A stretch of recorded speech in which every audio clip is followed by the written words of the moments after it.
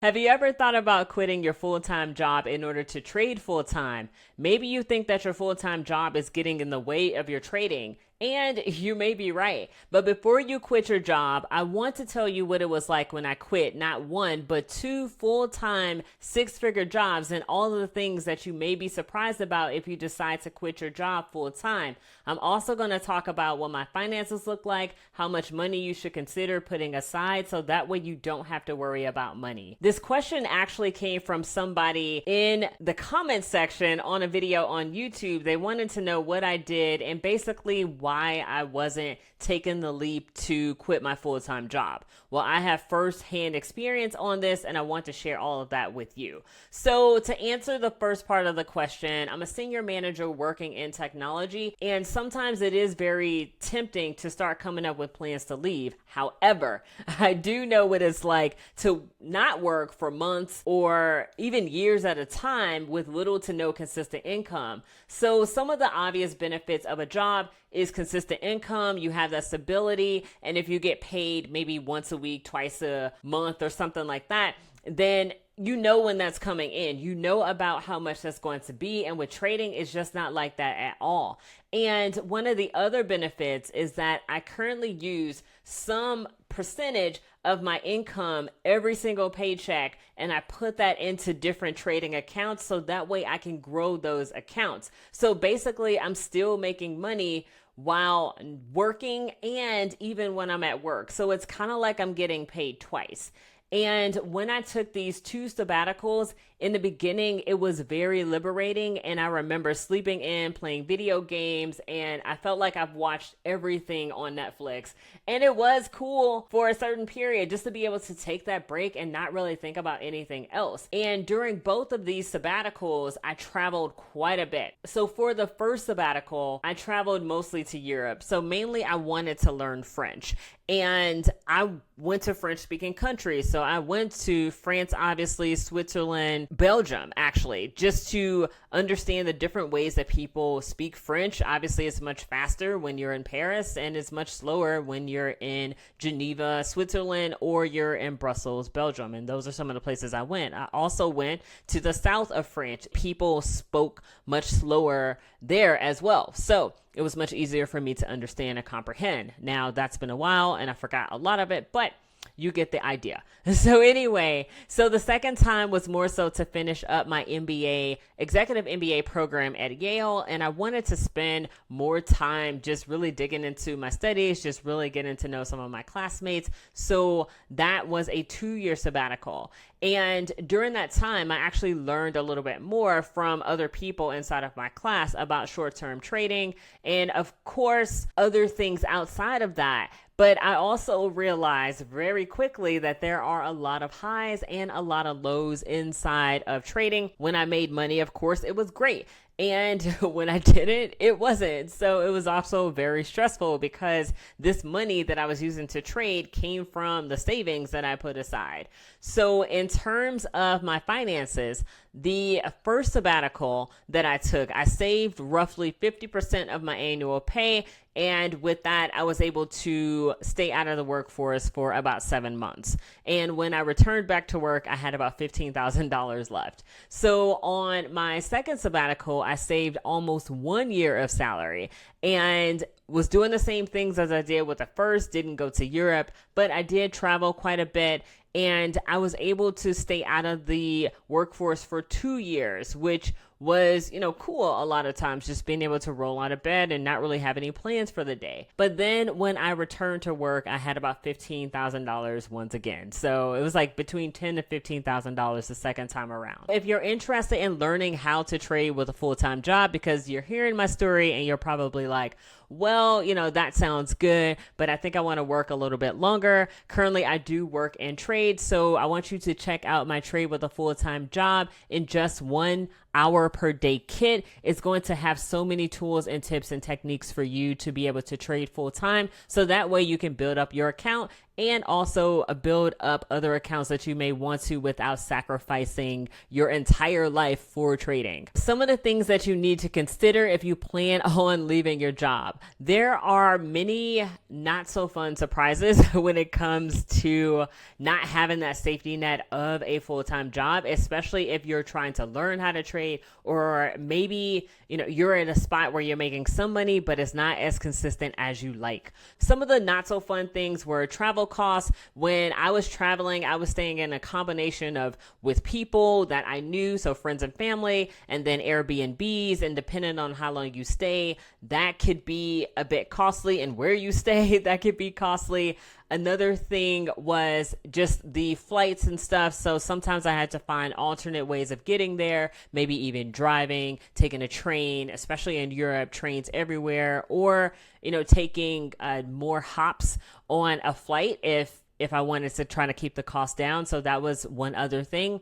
And then two, you don't have any paid days off. So essentially all the time that you spend not working towards something that's going to generate money, you're not getting paid for that. So, and it will take much longer than you actually think in order to be able to get some kind of money from trading, or maybe you have a business or something else that you're doing to generate money while you're not working a full-time job. That was something that was surprising to me. And then also another thing that I didn't really realize was not having that retirement matching. The gains that I had before quitting my job, it seemed to be pretty consistent, obviously, because every time I'm getting paid, a little bit of my money, or a decent chunk of my money actually, from my paycheck is going into my retirement every single pay period. But when you quit that job and you no longer have that, then your retirement gains become very stagnant. And sometimes, depending on what you're invested in, you may actually lose money from those retirement accounts. So that's something that I didn't really think of.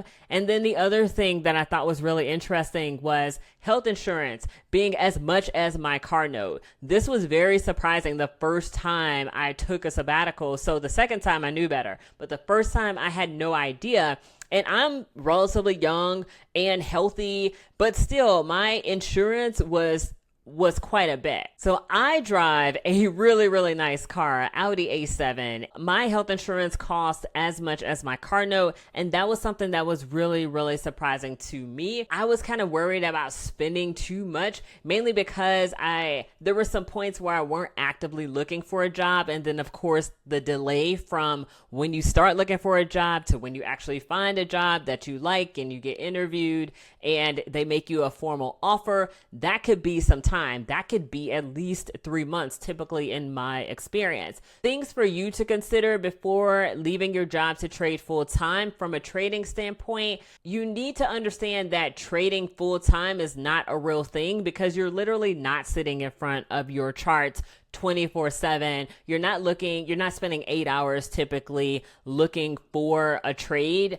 It doesn't matter really which trading style you choose. That strategy could be 20 minutes in the market. It could be a couple of weeks. But of course, if it's a couple of weeks or even a couple of days, you're not sitting there 24/7 looking at this trade play out. So another thing you need to consider, are you consistently profitable? And for me, my definition of that was making money every single month for 3 months in a row. And anytime I wouldn't make money in a given month, I would start the process over. So whatever that definition is for you, you have to be honest with yourself about that and be consistently profitable, not on demo, but with a real account, real money, even if it's $1,000 account, $5,000 account, 10,000, whatever. You need to be consistently profitable with that. And you have to make sure that whatever amount that you're trading with, it has to be enough to cover all of your expenses, especially your bills. That is a bare minimum. And you also have to look at what level of capital you currently have access to. So if you have a funded account and you're funded hundreds of thousands of dollars, you're consistent, you're probably going to be okay. So just kind of think about those things before you make that decision. And if I was to leave, let's just say hypothetically, if I was to leave, I would want to have at least, for me to feel comfortable, 2.5 to 3 years of my salary saved up in, it could be cash, stocks, whatever, but I want to have that number saved up in order for me to feel comfortable, just because I know the type of lifestyle that I want to live, and I don't want to take a drastic cut in my living in order to just be like, oh, I trade full time. Like, that doesn't make sense at all. One of the things that really helped me on these sabbaticals to even last as long as I did, because I've heard so many stories just from many different people doing the same thing. And this isn't just people who are young and single. These are people with kids, with families, and they're able to do these things as well. But one of the things that I did that I felt was really helpful was going into the sabbatical with zero credit card debt.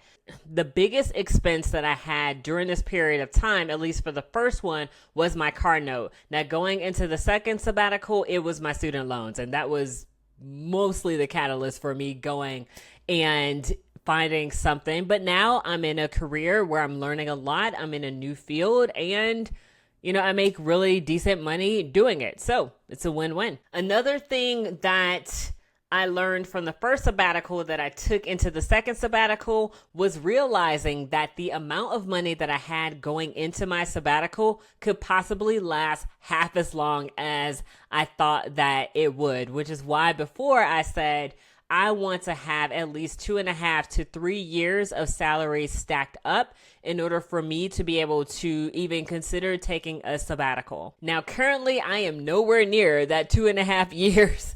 So in the meantime, I'll continue to work. So to summarize this whole thing, if it's been a question in your mind and you just wanted to know somebody's opinion who actually took sabbaticals and left really high paying jobs in order to take those sabbaticals, there are a lot of benefits to working full time and trading. And if you want to know more about how you can make that work for you, then go ahead and check out the Trade with a Full-Time Job, just 1 hour per day kit, because there's going to be so many things in there that's going to help you.